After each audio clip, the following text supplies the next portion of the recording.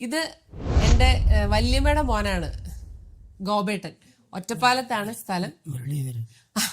ഗോപേട്ടൻ നമ്മൾ വിളിക്കുന്ന പേര്, ഒറിജിനൽ പേര് മുരളീധരൻ എന്നാണ്. പാന്തലിൽ, ഒറ്റപ്പാലത്ത് മനുശ്ശേരിയിലാണ് വീട്.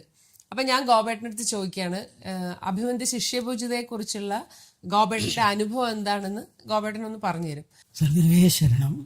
എൻ്റെ എല്ലാമായ ഗുരുവിനെ പ്രാർത്ഥിച്ചുകൊണ്ടും അഭിമന്യ ശിഷ്യപൂജിതയെ നമിച്ചുകൊണ്ടും ഞാൻ എൻ്റെ അനുഭവങ്ങൾ നിങ്ങളോട് പങ്കുവയ്ക്കാൻ ആഗ്രഹിക്കുന്നു. ഗോപേട്ടൻ എത്ര വർഷമായി കാണും ഗോപേട്ടൻ ആശ്രമത്തിൽ വന്നിട്ട്?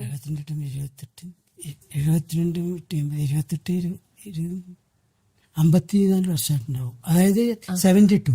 ഗോപേട്ടൻ വന്നിട്ട് 54 വർഷമായി. അത്രയും പഴക്കമുള്ള ഒരു വിശ്വാസിയാണല്ലോ ഇത്. അങ്ങനെയുള്ള ഒരാള് നമ്മളുടെ അടുത്ത് എന്താണ് ഗുരുവിനെ കുറിച്ച്, അഭിമന്യ ശിഷ്യപൂജിതയെ കുറിച്ചും പറയാനുള്ളത്? നമ്മളൊന്ന് അറിയുന്നത് നല്ലതല്ലേ?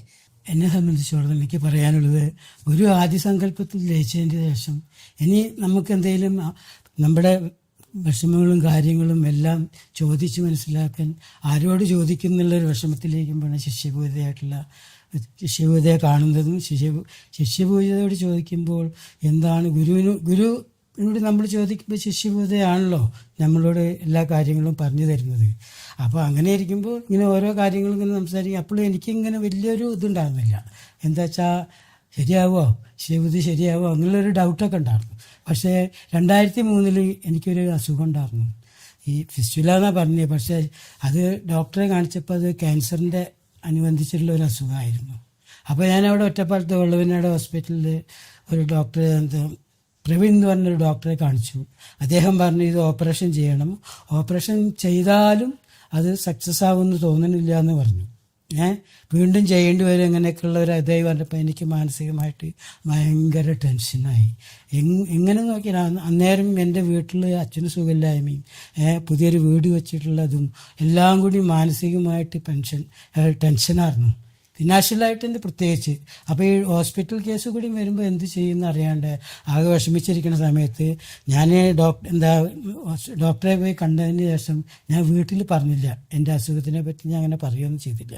2-2.5 കൊല്ലം ഞാൻ ഇതിൻ്റെ മുന്നേ, ഈ 2003 മുന്നേ എനിക്ക് ഈ അസുഖം വന്നപ്പോൾ ഞാൻ ആരോടും മിണ്ടിയില്ല. പിന്നെ ഇത് സഹിക്കാൻ പറ്റാണ്ടായിട്ട് ഞാൻ മറിഞ്ഞെന്ന് വേദനിക്കുന്നു. ഇത് കാണുമ്പോൾ എൻ്റെ ഭാര്യ ഗീത, അവളിത് കണ്ടുപിടിച്ചു. ഇതെന്താ അങ്ങനെ വേദനിക്കുന്നത്, എന്താ നിങ്ങൾക്ക് ടെൻഷൻ എന്നൊക്കെ ചോദിച്ചു. അപ്പം ഞാൻ ലാസ്റ്റ് നിവൃത്തിയില്ലാണ്ടായപ്പോൾ പറഞ്ഞു ഇങ്ങനെയാണ് സംഭവം എന്നൊക്കെ പറഞ്ഞു. അന്നേരം എന്നിട്ട് ഞാൻ ഇനിയിപ്പോൾ എൻ്റെ തൊട്ടടുത്ത് കുറച്ച് അകലായിട്ട് എന്നെക്കാട്ടിലും ജൂനിയറായിട്ടുള്ള ഒരാളുണ്ടായിരുന്നു. അദ്ദേഹത്തിന് അവന് ഇതേ അസുഖം വന്ന് അപ്പോൾ ഓപ്പറേഷനൊക്കെ എല്ലാം കഴിഞ്ഞ് എന്നിട്ട്